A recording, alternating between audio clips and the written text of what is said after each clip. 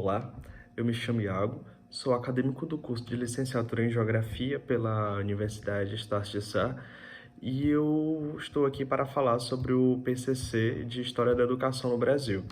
Bem, nos foi proposto que realizássemos uma visita às escolas de ensino médio, ensino fundamental e questionássemos os pedagogos e os historiadores que lá lecionam sobre os passos que estão sendo seguidos, como a escola ela se adequa dentro da metodologia da Base Nacional Curricular Comum. E, bem, para minha maior diversidade, eu busquei informações no colégio ao qual eu estudei, no ensino fundamental, até a nona série, mais ou menos, isso. E foi uma escola religiosa que tem a sua parte do plano comum, certo? Mas também apresenta a sua, em contrapartida, uma formação religiosa, também uma formação moral, tanto dos alunos, também uma capacitação para os pais. E outra escola que eu também pesquisei, que eu fui fazer essa atividade, é uma escola Arco-Íris, que é uma escola de metodologia montessoriana. Ou seja, a metodologia montessoriana, ela é bem voltada para que o aluno, que a criança, principalmente a criança, nos níveis mais básicos, que eles sejam independentes, que eles possam fazer as coisas independentemente. Tanto as atividades diárias, como escovar os dentes, pintar os cabelos, até as atividades mais complexas, como, por exemplo, estudar.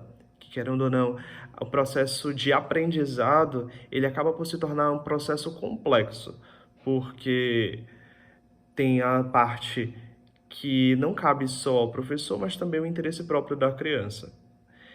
E foi nos questionado sobre os 10 passos da Base Nacional Comum, que em todas as escolas foram realmente, elas seguem à risca, já que essa base curricular comum, essa base nacional comum, ela pode ser encontrada em todas as escolas. Bem, o primeiro passo do conhecimento é o passo fundamental, é a exposição do conhecimento. Todos os escolares, os alunos, eles são voltados, são incentivados a buscar o conhecimento. Assim também como o segundo passo, que é a questão do pensamento científico, crítico, criativo, onde o aluno ele é voltado, ele é conflitado cotidianamente a desenvolver um pensamento crítico. Por quê? Quando? Como? Com base em quê? Todas as escolas também que foram entrevistadas, elas apresentam um repertório cultural. Elas buscam desenvolver e incentivar os alunos às diversas formas de arte tanto através de teatro, através da expressão corporal, como dança, como também incentivar os esportes, que está querendo, de certa forma, querendo ou não, interligado ao repertório cultural. Tem também a questão, o passo 4, que é a comunicação direta, focada no aluno, focada também no aprendizado, também está sendo buscado em todas as escolas que foram avaliadas. A nova questão da cultura digital. A cultura digital, ela de certa maneira, nas escolas particulares, no caso que são duas escolas que são particulares, elas se apresentam de maneiras diferentes. Enquanto a escola que apresenta um caráter religioso, ela se tornou uma escola mais tradicional. A escola montessoriana, que foi a segunda escola entrevistada, ela apresenta um caráter de integração da cultura digital bem mais visível do que as outras escolas, até porque ela se utiliza de uma plataforma digital que se chama Uno, que eu também não conhecia, onde os alunos e o professor eles interagem através dessa plataforma, recebem atividades propostas, os professores eles estão interligados dentro do ambiente da sala de aula através de data show, que espelha a tela dos iPads com o sistema, que é bastante interessante. E também há esse incentivo de que os alunos possam expor as suas ideias, os seus pensamentos através do ambiente virtual. As escolas também em questão, elas também trabalham o projeto de vida de cada um dos seus educandos, principalmente no projeto de vida dentro da socialização, a ambientação dentro da sociedade, o porquê eles precisam ter um projeto de vida, porque além de você incentivar a ter um projeto de vida, é necessário que os alunos eles entendam e queiram isso também.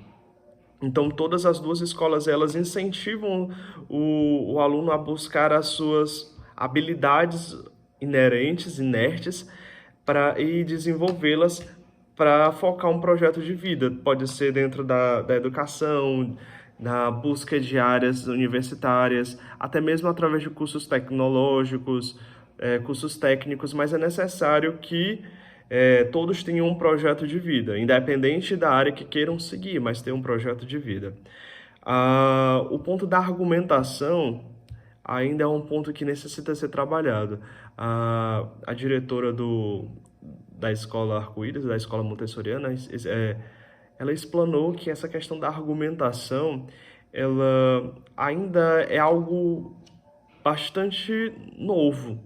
Não só novo no quesito de dizer, eu vou conflitar o aluno, pedir para ele argumentar. Muitas crianças, no caso da escola Arco-Íris, que eles trabalham com crianças especiais também, eles estão abertas a todos os níveis de intelecto, deficiências visuais, deficiências mentais, transtornos do espectro autista. A argumentação ela se torna muitas vezes um desafio para a própria educação, sendo necessário muitas vezes a implementação de tutores para desenvolver as habilidades dos escolares. Com relação ao autoconhecimento e o autocuidado, todas as escolas, tanto a escola religiosa quanto a escola montessoriana, eles trabalham a questão do autocuidado de maneira bem rígida e bem firme.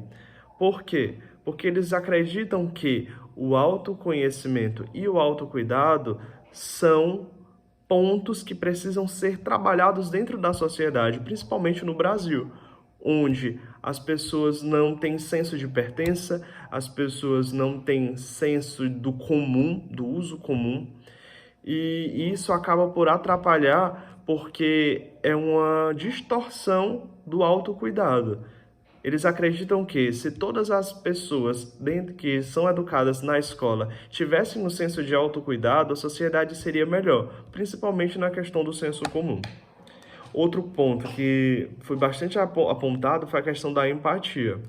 Não só de superar os desafios próprios, mas superar desafios em conjunto, aprender a se colocar no lugar do outro, aprender a se expressar sem ferir o direito alheio.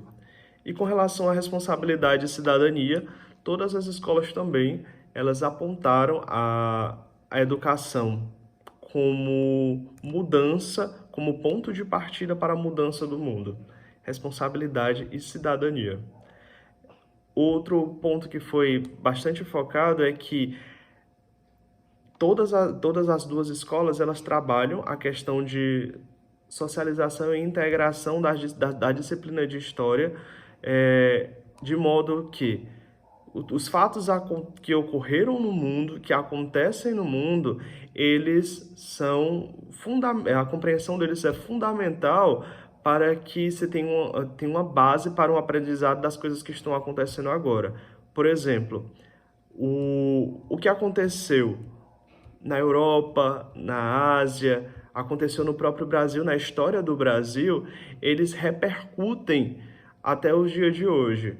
Antigamente, não se tinha noção de quanto a educação poderia mudar o pensamento da sociedade. Hoje em dia, nós precisamos trabalhar a educação não só no agora, mas a compreensão dos fatos passados para que possamos alterar o futuro, alterar o nosso agora, o nosso presente e alterar o futuro.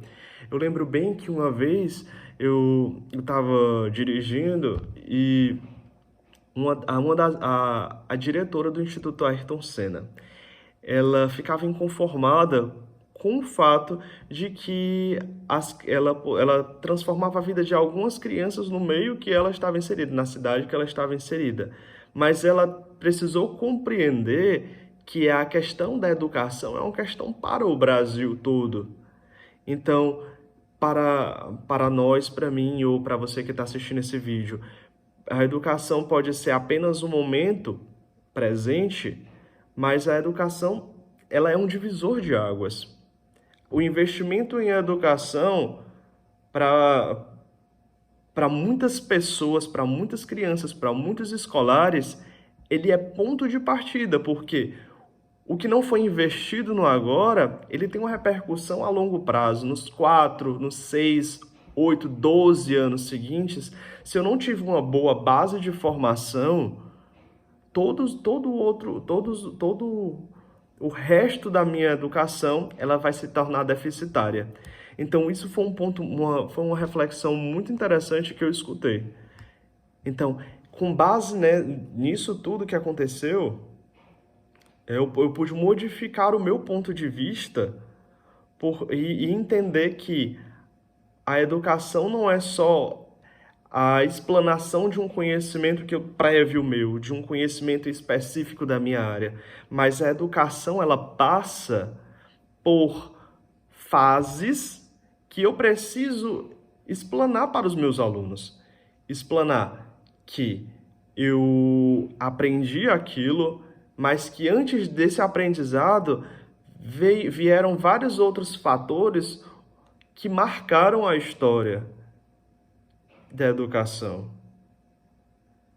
Então, explicar o passado e correlacionar com o presente, com a disciplina que eu estou dando de geografia, ela se torna mais do que necessário para a compreensão dos alunos. Porque eu posso falar, mas se eu não interagir, se eu não socializar, se eu não correlacionar os fatos, não vai ter um aprendizado, uma base sustentada para que eles possam desenvolver o seu pensamento crítico. Então, esse é o trabalho que eu apresentei, a pesquisa que eu pude conversar, que eu pude trocar ideia com outros professores, e muito obrigado.